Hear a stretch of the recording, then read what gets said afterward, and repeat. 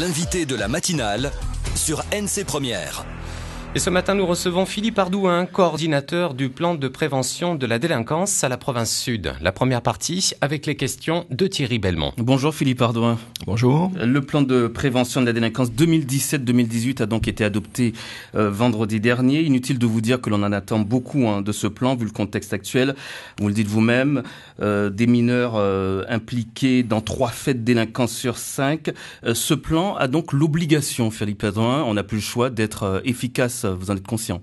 Tout à fait. D'ailleurs, c'est dans cette optique que nous l'avons rédigé en commun, puisque c'est quand même un plan partenarial qui a été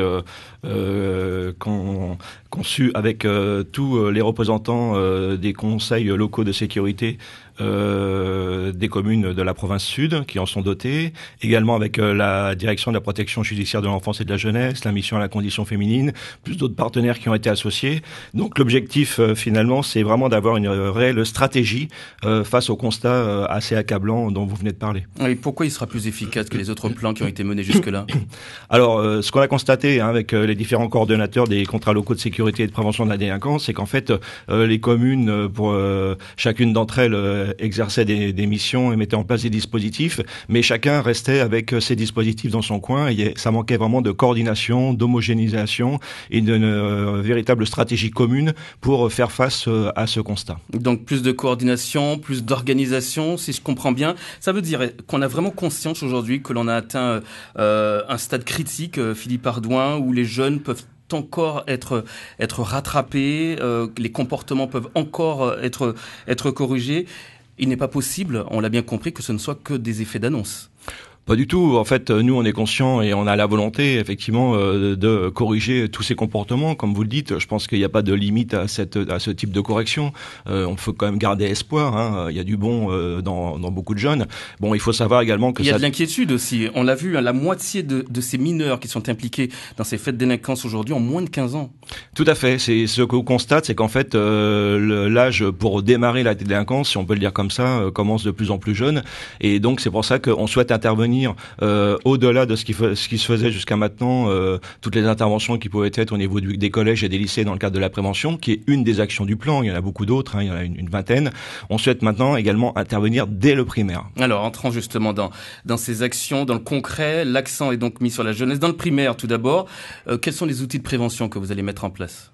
Alors, le plus grand indicateur de prévention de la délinquance, c'est en fait le décrochage scolaire. Parce qu'on s'aperçoit que effectivement tous les délinquants ne sont pas, tous les décrocheurs ne sont pas délinquants, mais tous les délinquants quelque part sont décrocheurs. Donc le décrochage scolaire, ça reflète un malaise, et l'idée notamment pour traiter ce problème, c'est d'arriver à mettre en place ce qu'on appelle la veille éducative, qui va permettre de réunir des partenaires par rapport à une situation individuelle pour essayer de trouver une solution vraiment de fond et pas uniquement de forme. Ça veut dire quoi ça, une veille éducative? Ça veut dire qu'on va repérer les jeunes qui sont en décrochage scolaire, qui sont un peu en retrait? Alors le repérage des jeunes en décrochage scolaire, il se fait déjà au niveau des écoles, au niveau du primaire. Alors qu'est-ce qu'il y a de nouveau? Alors ce qu'il y a de nouveau, c'est qu'en fait, les dispositifs existants jusqu'à maintenant au niveau du décrochage scolaire étaient des dispositifs qui s'appliquaient uniquement dans le cadre scolaire. Or, le jeune ne vit pas que dans un cadre scolaire, il y a également le cadre des loisirs et le cadre familial. Et si on ne traite le problème que dans le cadre scolaire, on a traité le problème sur la forme, mais pas sur le fond. Donc l'idée, c'est d'aller un petit peu plus loin, de chercher, de creuser et d'aller analyser la réalité du contexte qui fait que le jeune arrive à être un décrocheur, et donc aller voir un peu ce qui se passe également sur son temps loisir et sur son temps familial, parce qu'une des conditions sine qua non pour que on arrive à avoir un impact fort sur la prévention de la délinquance, c'est vraiment l'implication des parents et l'accompagnement des parents à la parentalité en fait. Et ça veut dire qu'il y aura aujourd'hui un seul intervenant pour suivre par exemple cet élève qui décroche et qui inquiète. Il y avait multitude d'intervenants jusqu'à maintenant. C'était ça aussi le problème? Alors c'est pas exactement comme ça que ça se passe. En fait, la province sud a accepté d'accompagner la mise en place de coordonnateurs de veille éducative qui vont être disposés au niveau des conseils locaux de sécurité et de prévention de la délinquance. Ces conseils ont été mis en place par une loi de 2007 qui oblige les communes de plus de 10 000 habitants à s'en doter et dont le maire est le président et en fait le patron quelque part. Voilà. Donc l'idée c'est d'associer, et ça se fait en métropole depuis plus d'une dizaine dizaine d'années, des coordonnateurs de veille éducative qui travailleront au sein des contrats locaux de sécurité et de prévention de la délinquance. Donc actuellement, nous avons 5. Nous avons Nouméa, l'agglomération, donc le Mont d'Or, Dombéa, Païta. Nous en avons à Bourail et nous avons un conseil intercommunal sécurité et prévention de la délinquance à la fois qui regroupe les communes de La Foix, Moindou, Saraméa et Farino. Donc l'idée, c'est de positionner un coordonnateur de veille éducative dont le travail va être essentiellement de réunir un réseau de partenaires qui, lui, pourra intervenir en fonction des cas qui sont identifiés dans le cadre du décrochage scolaire. Et ces coordonnateurs de veille éducative qui sont donc en place en métropole, vous l'avez dit, ça a été efficace, justement, vous avez observé de l'efficacité en métropole? Bien sûr, il y a de l'efficacité en métropole. D'ailleurs, c'est développé dans la plupart des départements, puisque ça se passe en métropole sur l'échelle départementale. Et ça peut être appliqué chez nous sans aucune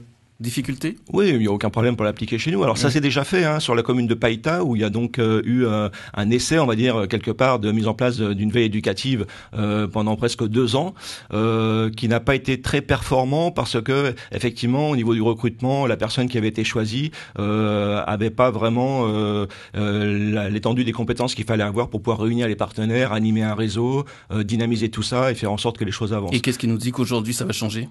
Eh bien, nous avons en commun également rédigé une fiche de poste de façon à identifier clairement quelles missions on voulait attribuer à ces coordonnateurs de veille éducative pour que ce soit les mêmes missions sur tous les coordonnateurs qui seront embauchés sur tous les contrats locaux de sécurité et de prévention de la délinquance et de façon à ce qu'on ait vraiment la mise en place d'une réelle stratégie. Donc un meilleur recrutement. Il y a quand même des critiques sur ce plan. L'adoption a été faite certes à l'unanimité, mais Rocco Mitan, par exemple, pour les indépendantistes, a qualifié ce plan d'usine à gaz, de copier-coller de ce qui se fait déjà en France métropolitaine, on l'évoquait tout à l'heure, un plan qui ne prend pas suffisamment en compte la spécificité culturelle de la population océanienne. Est-ce que c'est une critique que vous entendez ?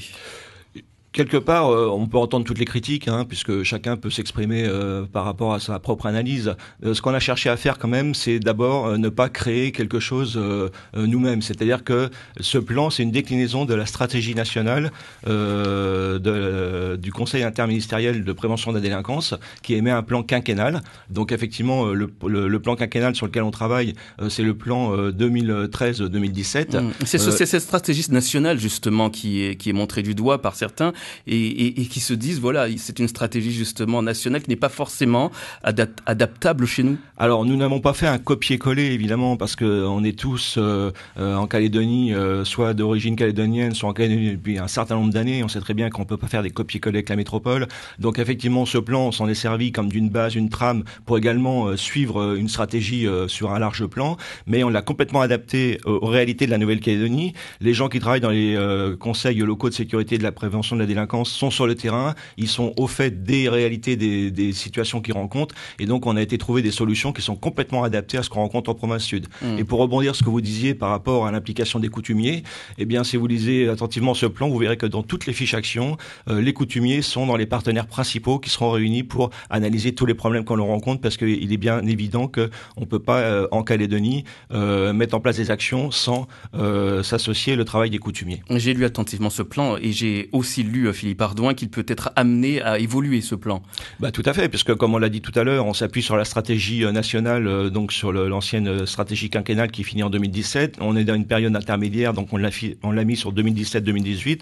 En 2018, une nouvelle stratégie nationale avec un plan quinquennal sera rédigée, et donc on s'appuiera sur cette nouvelle stratégie nationale pour faire évoluer notre plan provincial de la prévention de la délinquance, ce qui ne veut pas dire qu'on éliminera toutes les actions qui sont déjà en cours, mais on l'améliorera avec ce qui ressortira de la stratégie nationale. En tout cas, ce plan de prévention de la délinquance, il est très attendu sur 2017-2018. Les Calédoniens en attendent vraiment des actions concrètes et de l'efficacité.